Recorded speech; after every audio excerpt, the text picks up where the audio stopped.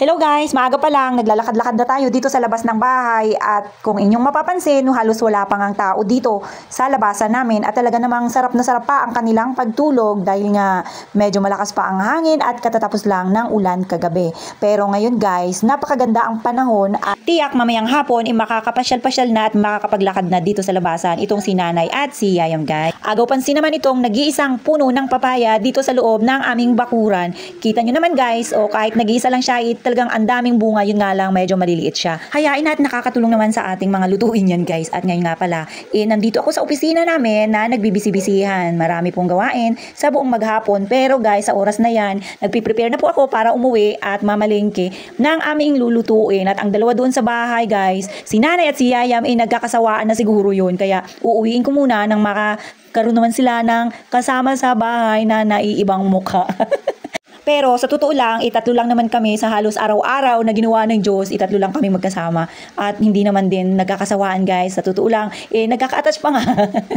Nagsipag-uwian na nga po pala yung mga tao dyan. Kaya ako guys, bababa na rin. Ayan, maghuhugas na nga ako ng aking pinagkapihan. Saka ako aalis at baka lang gamin pa kinabukasan na papasok ako. Kanina po kasi medyo napagod ako at medyo makulimlim nga ang panahon. Kaya pagbalik ko kanina din sa opisina, nakapagkapi ako kahit na hapon na, habol pa rin sa oras, di ba? At ayan nga po, medyo napagod nga ako guys. Pagtingin ko dito kay Nanay at kay Yayam, naliligo na rin. At ganito pala si Nanay, maglinis ng tainga ni Yayam. Abay, natatakot po kasi siya na gumamit ng cotton buds. Baka raw po may masundot siya at delikado sa bata. Kaya ganyan, di ba? Safe na safe. Damit lang yan, tela lang yan guys. Yung pinapanlinis niya sa loob ng tainga. At syempre, para hindi na rin yan maipapasok sa loob. Parang dito lang sa labas ng tainga. Matanggal lang yung mga libag-libag guys. Kaya ganyan ni Nanay kamahal ang kanyang alaga guys. And syempre, di sila nagtagal dahil nga baka sipunin itong si Yayam. Kunyari pa, hindi niya nakita ang cellphone na nasa bintana. Kaya medyo inasar pa nga ni Nanay guys bago niya pinasok. Kaya nga, wala magawa. Dahil hindi mailabas ang kamay. Di ba? Hanggang tingin na lang guys. Ewan na lang kung babalikan. So, watch out natin guys. Tingnan natin mamaya kung maalala niya yan. Kaya itong si Nanay talaga ang husay-husay mga asar sa bulinggit sa alaga niya. At ito nang isang ito hindi naman nagpapa-apekto guys. Deadma lang siya. Ano yan? Ano to? No! Oh no! Oh no! Cellphone!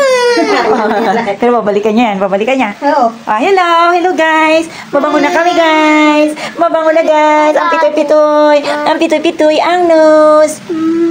Bango-bango na! Hello! Hello? Nahiga na. Sabi niya. Mungkin na, ano ka mo?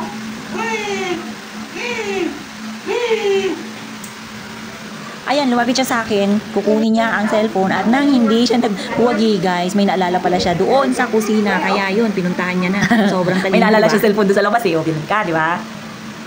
Ang tagal niya guys. Sabi na naalala niya talino yan talino yung batang yan naalala niya kung saan nakalagay yung cellphone.